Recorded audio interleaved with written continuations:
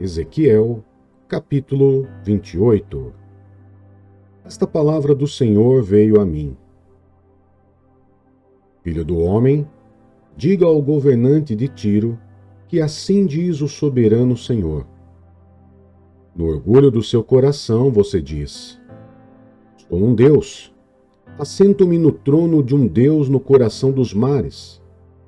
Mas você é um homem, não um Deus, embora se considere tão sábio quanto um Deus. Você é mais sábio que Daniel? Não haverá segredo que seja oculto a você? Com a sua sabedoria e com o seu entendimento, você conquistou riquezas e acumulou ouro e prata nos seus tesouros. Por sua grande habilidade comercial, você aumentou as suas riquezas, e por causa das suas riquezas, o seu coração ficou cada vez mais orgulhoso. Por isso, assim diz o soberano Senhor: porque você pensa que é sábio, tão sábio quanto um Deus, trarei estrangeiros contra você, das mais violentas nações. Eles empunharão a espada contra a sua beleza e a sua sabedoria, e transpassarão o seu esplendor fulgurante. Eles o farão descer à cova, e você terá morte violenta no coração dos mares. Então você dirá: eu sou um Deus, na presença daqueles que o matarem. Você será apenas um homem, não Deus, nas mãos daqueles que o abaterem. Você terá a morte dos incircuncisos nas mãos de estrangeiros. Eu mesmo falei, declara o soberano Senhor. Esta palavra do Senhor veio a mim. Filho do homem, erga um lamento a respeito do rei de Tiro, e diga-lhe que assim diz o soberano Senhor. Você era o modelo da perfeição, cheio da sabedoria e de perfeita beleza. Você estava no Éden, no jardim de Deus. Todas as pedras preciosas o enfeitavam: carnila, topázio e quartzo, crisólito, ônix e jaspe, safira, turquesa e berilo. Os seus tamborins e guarnições eram feitos de ouro. Tudo foi preparado no dia em que você foi criado. Você foi ungido como um querubim guardião, pois para isso eu o designei. Você estava no Monte Santo de Deus e caminhava entre as pedras fulgurantes. Você era inculpável nos seus caminhos, desde o dia em que foi criado, até que se achou maldade em você. Por meio do seu amplo comércio, você se encheu de violência e pecou. Por isso, eu o lancei, humilhado, para longe do monte de Deus. Eu o expulsei, ó querubim guardião, do meio das pedras fulgurantes. O seu coração tornou-se orgulhoso por causa da sua beleza, e você corrompeu a sua sabedoria por causa do seu esplendor. Por isso, eu o atirei à terra, expus você diante dos reis, para que o contemplem. Por meio dos seus muitos pecados e do seu comércio desonesto, você profanou os seus santuários. Por isso, fiz sair do seu interior um fogo, que o consumiu, e reduziu você a cinzas no chão, à vista de todos os que estavam observando. Todas as nações que o conheciam espantaram-se por sua causa.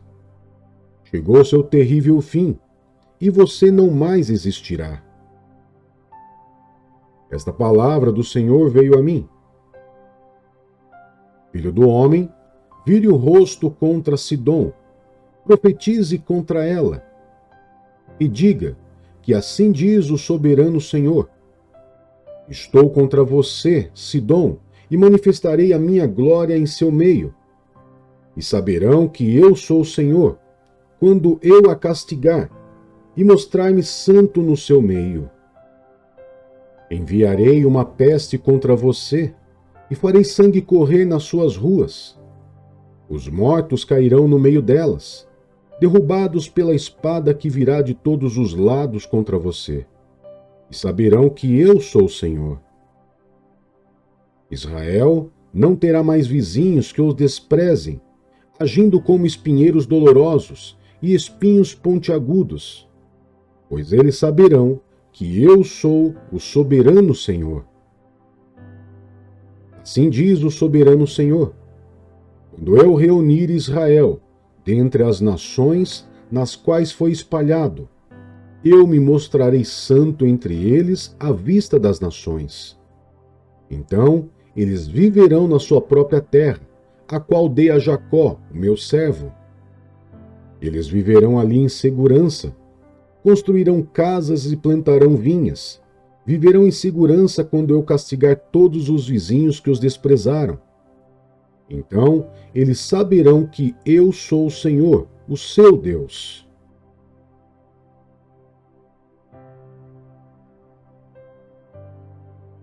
Segunda Samuel, capítulo 21. Durante o reinado de Davi, houve uma fome que durou 3 anos. Davi consultou o Senhor, que lhe disse: a fome veio por causa de Saul e da família sanguinária dele, por terem matado os gibeonitas. Então o rei mandou chamar os gibeonitas e falou com eles. Os gibeonitas não eram de origem israelita, mas remanescentes dos amorreus. Os israelitas tinham feito com eles um acordo sob juramento. Saul, porém, no seu zelo por Israel e Judá, havia tentado exterminá-los. Davi perguntou aos gibeonitas: que posso fazer por vocês? Como posso reparar o que foi feito para que abençoem a herança do Senhor? Os gibeonitas responderam: não exigimos nem prata nem ouro de Saul ou da família dele, nem queremos matar ninguém em Israel. Davi perguntou: o que querem que eu faça por vocês? Eles responderam: quanto ao homem que quase nos exterminou e que pretendia destruir-nos, para que não tivéssemos lugar em Israel,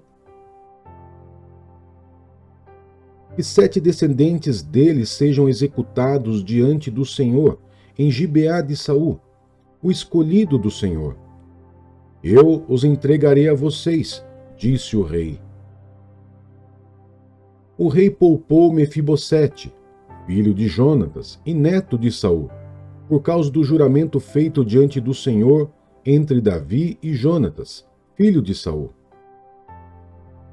Mandou buscar, porém, Armone e Mefibosete, os 2 filhos que Rispa, filho de Aiá, tinha dado a Saul.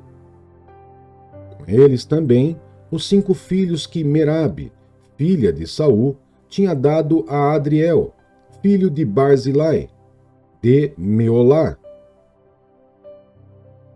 Ele os entregou aos gibeonitas, que os executaram no monte, diante do Senhor. Os 7 foram mortos ao mesmo tempo, nos primeiros dias da colheita de cevada.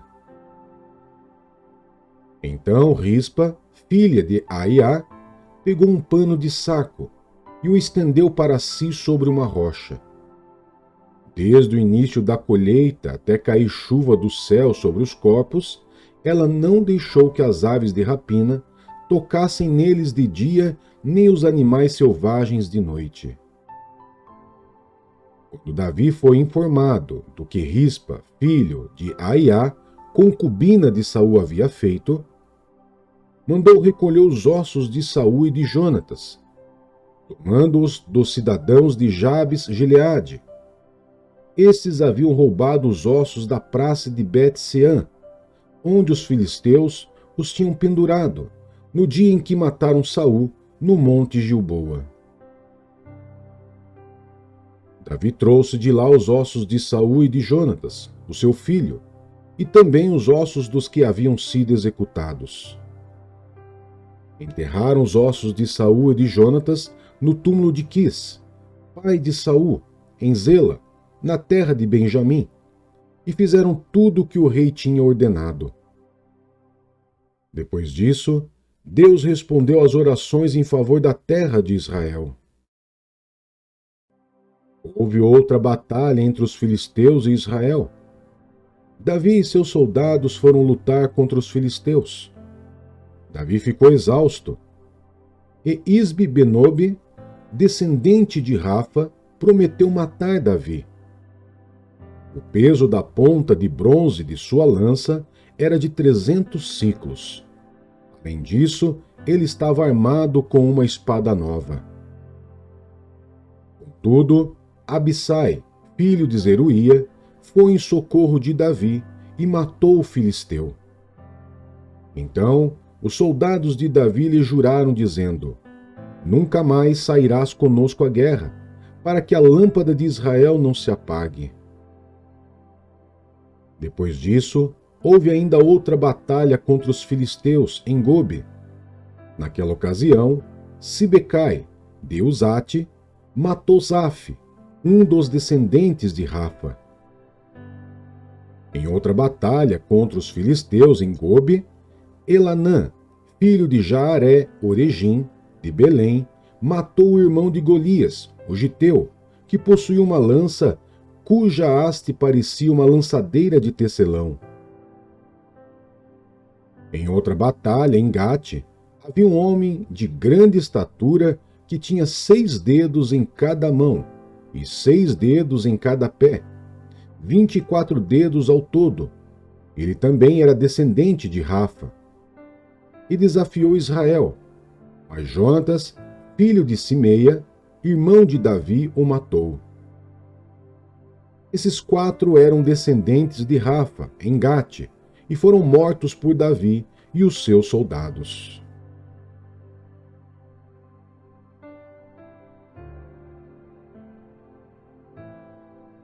Atos dos Apóstolos, capítulo 18.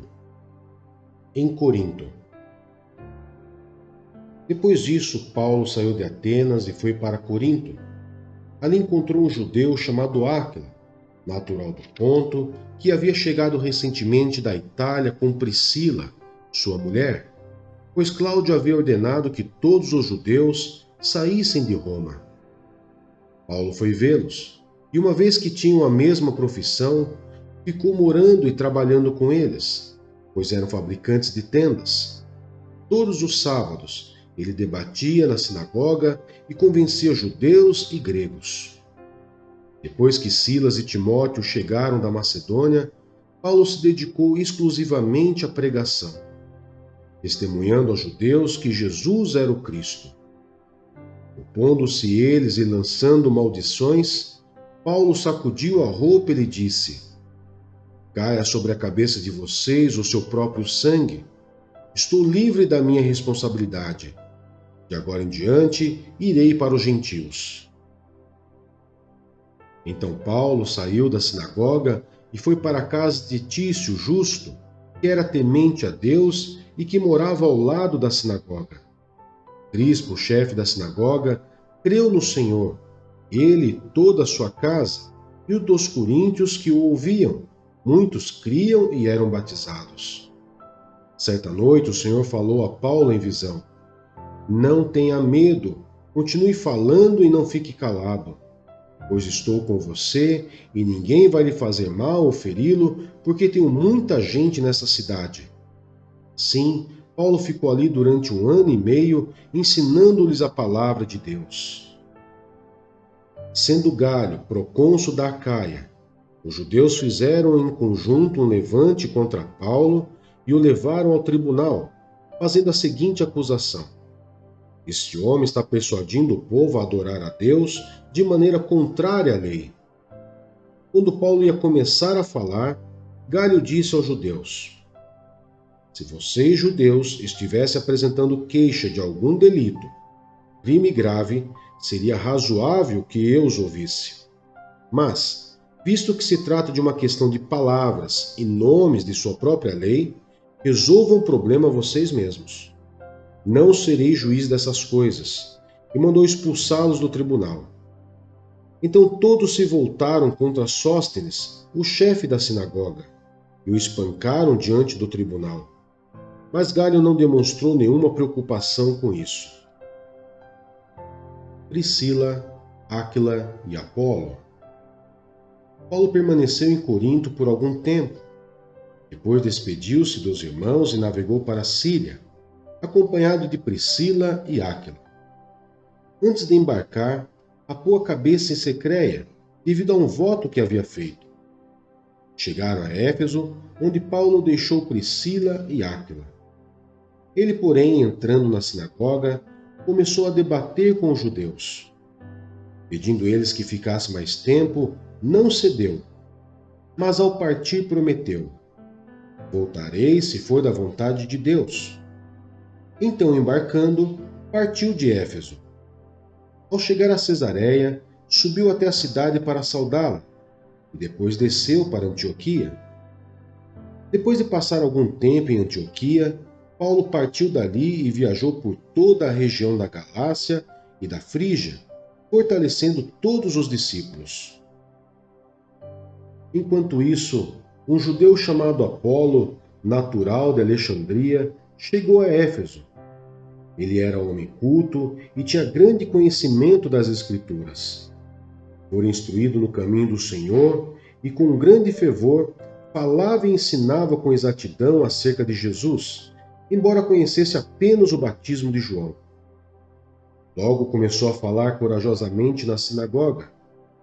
Quando Priscila e Áquila o ouviram, convidaram-no para ir à sua casa e lhe explicaram com mais exatidão o caminho de Deus. Querendo ele ir para Acaia, os irmãos o encorajaram a escrever aos discípulos que o recebessem. Ao chegar, ele auxiliou muito os que pela graça haviam crido, pois refutava vigorosamente os judeus em debate público, provando pelas Escrituras que Jesus é o Cristo.